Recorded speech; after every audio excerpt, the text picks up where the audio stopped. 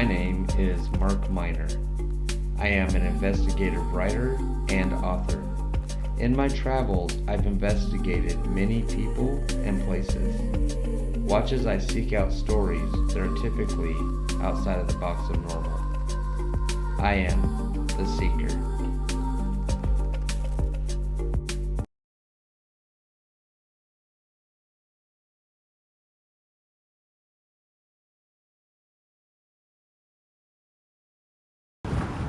Hey everybody, so we're at a location here in Walport, Oregon, where there was a really famous murder here that involved a family.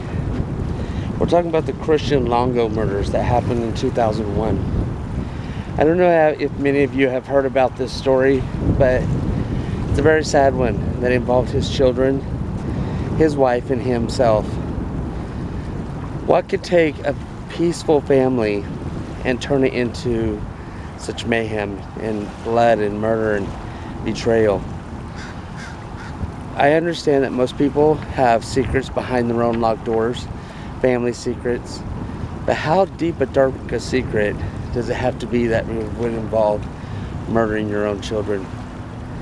So presumably I would say that someone is guilty or innocent, generally innocent before proven guilty. But in this case, he's already been convicted. As you can see here on the bay here, this is close to the marina. We got houses, it's nice suburban life on the coast. Well, in December 2001, the body of a 4-year-old, Zachary Longo, was found in a marina in Walport, Oregon, similar to this one. I don't want to take you to the exact location because I think it's just out of respect. 3 days later, the body of a 3-year-old, Sadie Longo, was found very nearby. Then, if that wasn't horrific enough, 2 suitcases containing the bodies of 2-year-old Madison Longo and Mary Jane Longo was found. The main suspect had always been the father, Christian Longo. So I understand that it's very stressful being a parent, and especially a father, because most times, even though we've progressed over the years, men are still viewed as the earners, of the house, the head of the household. So it's very stressful to be a father sometimes. But I don't know what it would take to kill children, and to actually take the time to stuff 2 in a suitcase. So the police searched the now missing Christian Longo for questioning. So once Christian Longo was suspected of this, solely him, he ran. He took off, which, by the way, is an admission of guilt in my books. Eventually they found him in Cancun, Mexico, because he said he ran because he was suffering from massive amounts of debt in Oregon. He fled to Mexico and took on the name Michael Finkel and claimed to be a journalist for the New York Times. So if you had nothing to hide, if you had nothing to do with the murders of your children, or knew who had something to do with the murders of your children, you wouldn't have ran. You would have stayed put and fought and tried to find out who murdered your children. However, he did not.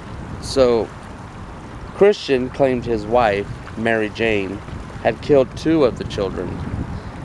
Christian was found guilty and sentenced to death.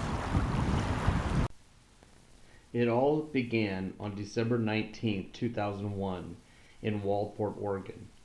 On this day, Detective Trish Miller with the Lincoln County Sheriff's Office was called out to a Walport RV park after a man had reported seeing something quite gruesome in the water. It was a young boy floating face down near a bridge close to the RV park. The child's body was brought to shore. Police checked records and realized that no child had been reported missing in the area. The Lincoln County Sheriff's Office made the decision to release the victim's face to the local news for help in identifying this young boy. A few days later, a woman named Denise Thompson was casually watching the local news when her heart dropped. Denise realized that she knew that the little boy on the TV screen was someone she knew. The police were showing a picture of Zachary Longo, a local boy who Denise frequently babysat along with his two little sisters, Sadie and Madison Longo. Denise went to the police station to report what she knew. When Denise arrived at the police station, it had been 3 days since the little boy had been pulled from the water. Denise told the police she knew who the little boy was because she worked with his father, Christian Longo, at a local Starbucks. The police asked Denise to look at the little boy to make a positive identification. Denise agreed. Denise did indeed recognize Zachary Longo, but the police tells her something else. During the 3 days of discovering Zachary Longo, they had found another body a mile offshore in the Pacific Ocean and wondered if the two bodies were connected. They had found a little girl. Her body was weighted down in the water with a large rock inside of a pillowcase that was tied to her ankle. Both children had been dressed only in their underwear.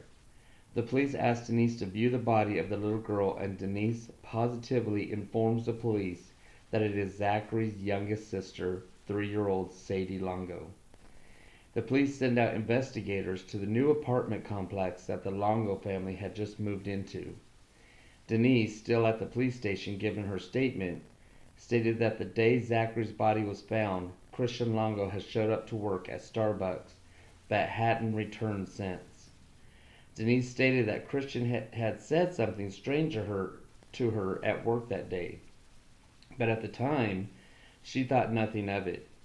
Christian told Denise that she wouldn't be seeing the rest of his family again because he and his wife were getting a divorce. Back at the Longo apartment, police find the apartment empty with no sign of Christian, his wife Mary Jane, or their newest baby, Madison.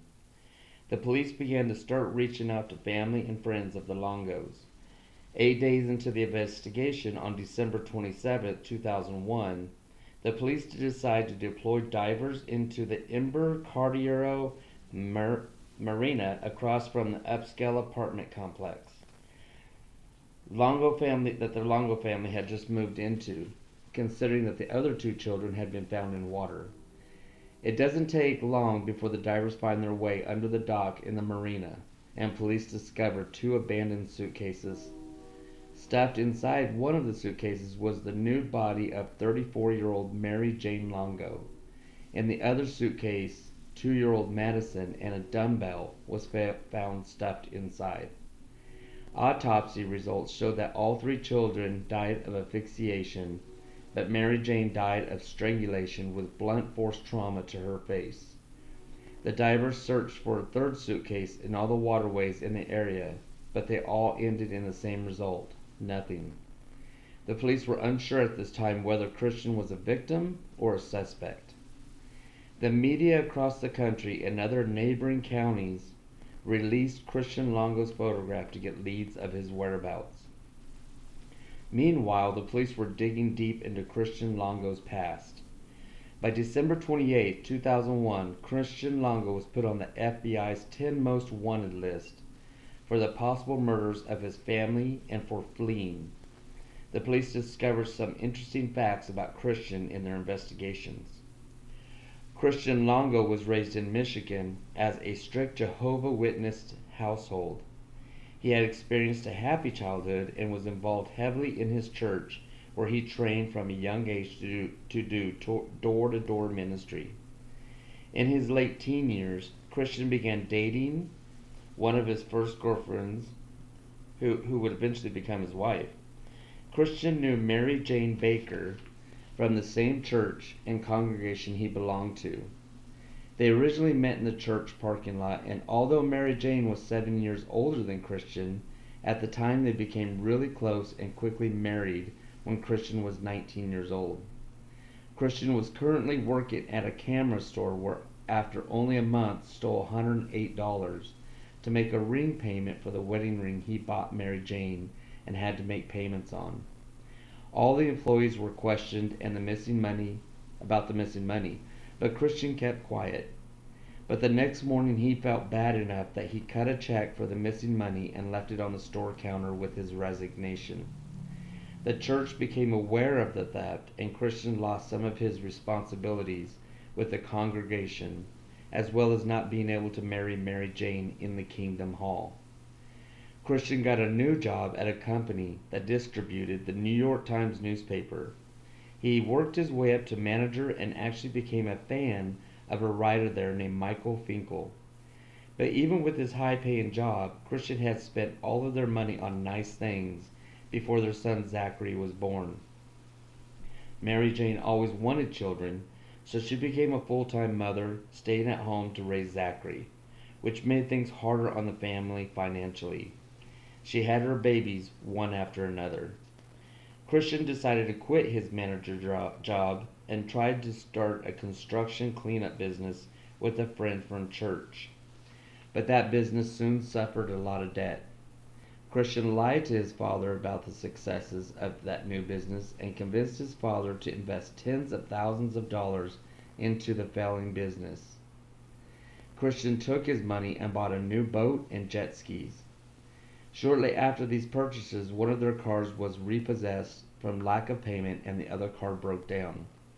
So Christian decided to make a fake driver's license with a different name, where he soon test drove a new car but never returned the car to the dealership. Mary Jane became suspicious of the new car and not receiving bills. Christian created fake bills and sent them through the mail to his home for Mary Jane to find. Around this time in May of 2000, when Mary Jane told her sister that she had found emails from Christian to an unknown woman on his computer and that he was cheating on her. When Mary Jane confronted Christian about the emails, Christian said that Mary Jane was not fun anymore after having children. Mary Jane decided to stay with Christian and work things out. She, however, told the church elders about the online affair, and Christian was sanctioned once again at the church.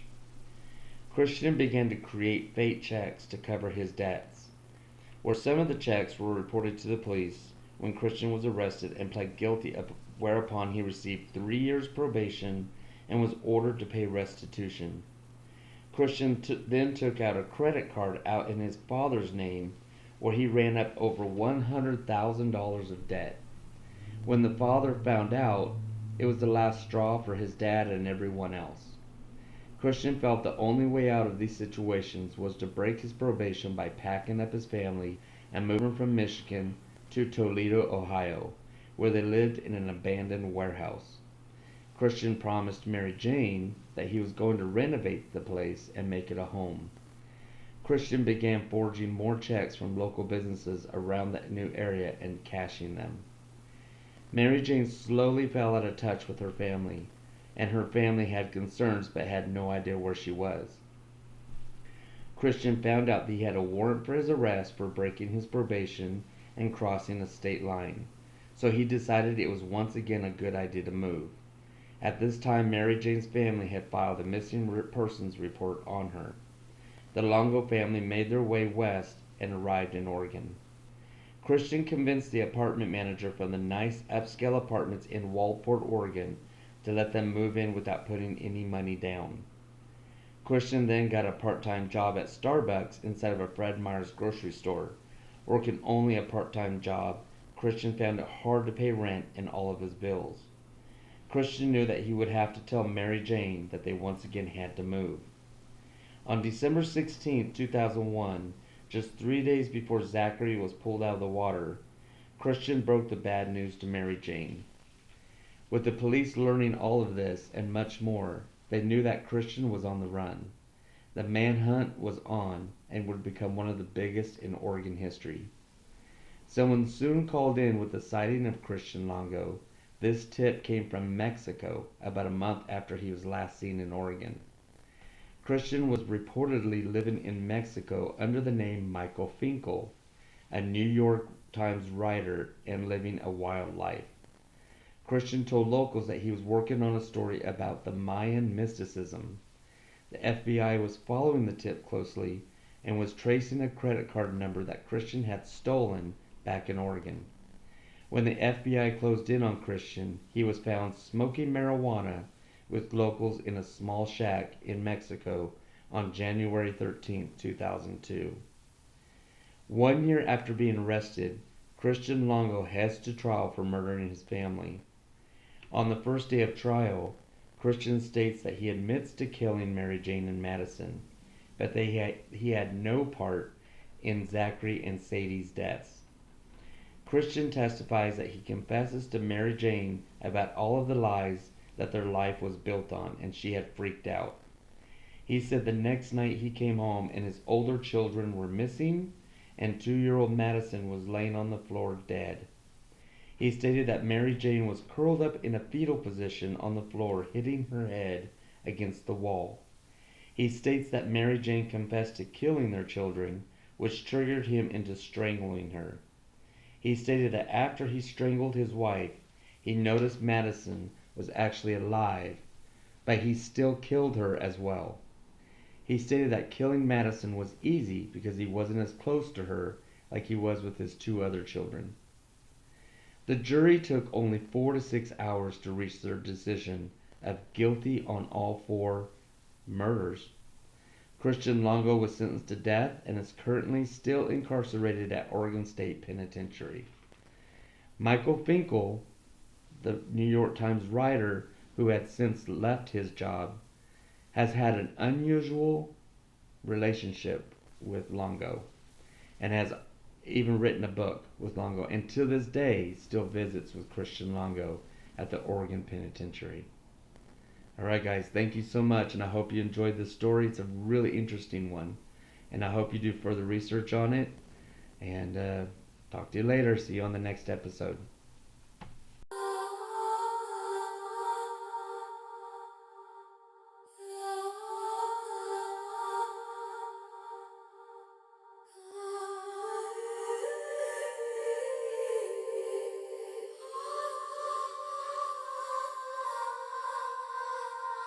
Oh